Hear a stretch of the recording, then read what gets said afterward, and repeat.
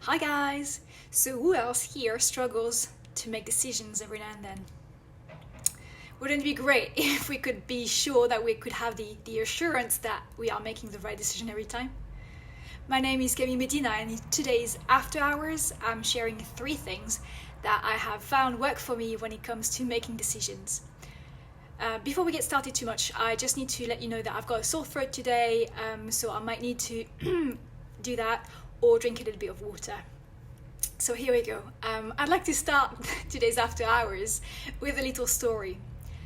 Because I'm the girl who struggles when my boyfriend asks me if I want to drink juice or if I want tea or coffee. And basically, whenever we go to a restaurant, when that's allowed, or whenever we order food online, I sort of have to go on the internet and go on the restaurant's website beforehand so that I can look at all the options and I can make a choice, because otherwise I'm just taking ages. It's like I don't want to get it wrong, or I want to make sure that I'm making the right choice, the right decision. So when I say making the right decision, doesn't, as you can see, it doesn't mean life-changing decision, like decisions. It can be something as simple as everyday decisions. And that actually is mentioned in a book called The Paradox of Choice by Barry Schwartz.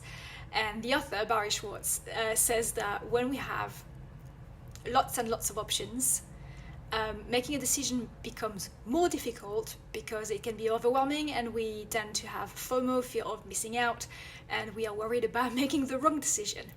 And that's not even talking about, what we call buyer's remorse, when it's who else has ever been to a shop, bought something a little bit on impulse, and then got back home or a few days later thought, what was I thinking? So that's me also sometimes. A bit less so these days, but it definitely happens. Well, so I have found 3 things that when it comes to making decisions, I have found work for me, and I'm going to share them now. You can call them tips, you can call them strategies, you can call them things. I don't know, maybe it's worth you try them or some of them, or basically always, whatever I say, always take what you like, leave out the rest. So number one is, what do you really, really want? Yeah, just like the Spice Girls. It's about, it's a little bit about your gut instinct, and it's about listening to yourself and acknowledging yourself and what you actually want. I know it's not always easy. When I was growing up, there were some people around me whose needs kind of had priority over my own. So I got to a point as a young adult realizing that I actually didn't know what I wanted because I hadn't practiced that. But now that I have been, when I became aware of that, I started working on it and listening to myself more and to what I actually really, really want. So I found that thinking about and listening to what you really want, what your gut tells you, is a good way of making a decision. Number 2 is making this decision, is that taking you closer to your goal or your goals? So again, that requires that you think a little bit about what you want, and that this one in particular, so number 2 is a little bit more for slightly bigger decisions. It's usually when you make goals for your life, or for if you're like me, running an independent business, this kind of thing. So because sometimes I find that I can get really excited about something and it looks like an opportunity, and I'm like, a lot of the time it's a limited offer, and again, FOMO, fear of missing out, I'm like, what should I do? And so in these moments, I find it very helpful to think about whether that's taking you closer to your goal. And sometimes it might take you closer to your goal, and sometimes it might not, but you might still want to do it. But even if that's why you have to use all 3 together sometimes, because you might be interested, but sometimes now is not the best time. That happens.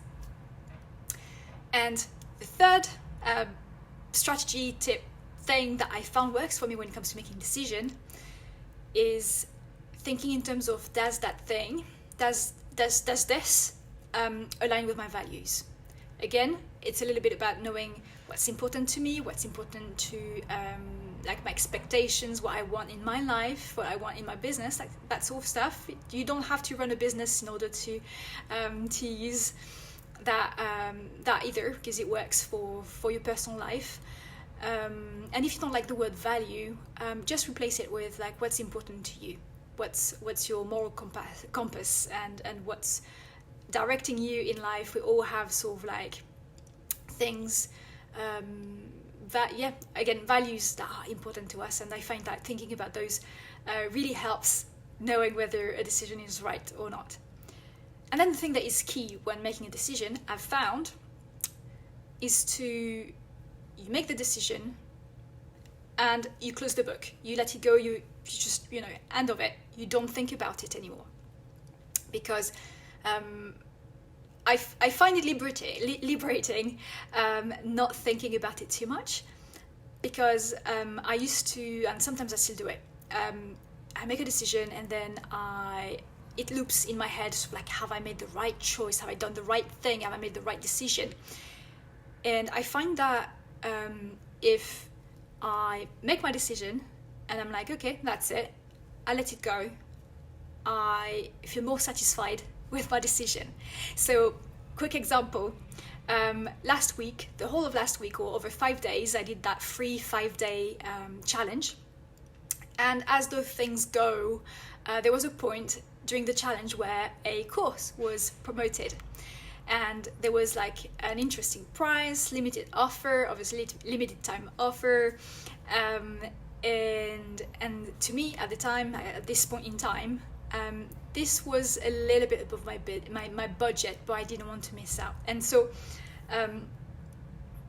I really, really thought hard. I was starting to have thoughts in my head about, but will I have the time to do the course? And this is a little bit, this is quite a lot of money. Those sort of thoughts. And what I did simply is that the next day, so I didn't sleep too well that night, but the next day, first thing in the morning, I went on the page talking about the course, and I read what it was about and all the modules and everything. And I thought, okay, then does this course goes alongside my values? Yes. Okay, so the answer was yes to that one. And then does this course, would this course be a distraction, or is it going to take me closer to my goal? And because I could see that it could take me closer to my goal. And so the last question that I asked myself was like, so what do I really want? Like if money wasn't an issue, what do I want? And I realized that I wanted to do that course. So I found a way to gather the money that I needed, and I signed up to the course. And after that, I just felt great, because I thought about that decision carefully, but not for too long. And once I did it, I just let it go, and now I'm super happy to start this course soon. So I want to leave you with a final thought today, and it's this: what if making the right decision isn't about things going smoothly, about everything going smoothly, and or getting it right the first time around? What if making the right decision was making the best possible decision with the information that you have? So I'm going to say that again. What if making the right decision wasn't about everything going smoothly or about getting it right the first time around? What if making the right decision was making the best possible decision with the information that you have in the moment? So thank you very much for watching. If you've enjoyed this video, please do like and subscribe. If you want more of this type of content, do sign up to my newsletter as well. The link is in the description box below, and you will receive a dose of joy, inspiration, and motivation in between work emails. it's usually, there's definitely a monthly one, and then depending on what's going on in the studio, I send more when there's more to say, or I stick to the one monthly one. Also, I wanted to add that next Monday, because in two Mondays, it's going to be a bank holiday here in the UK.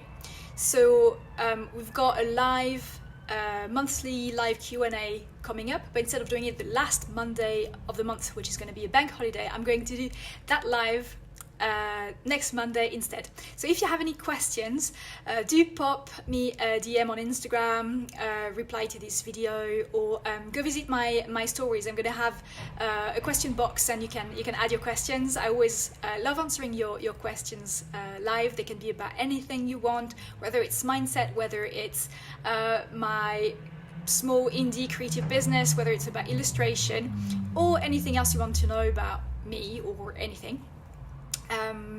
And I will love that. So I'm gonna let you go now. I wish you a good morning, afternoon, evening, night, wherever you are in the world. Sending you lots of love, and I will see you next Monday, 5:30 p.m. British time, for another after hours, and this time it's gonna be a Q&A. See you, bye bye.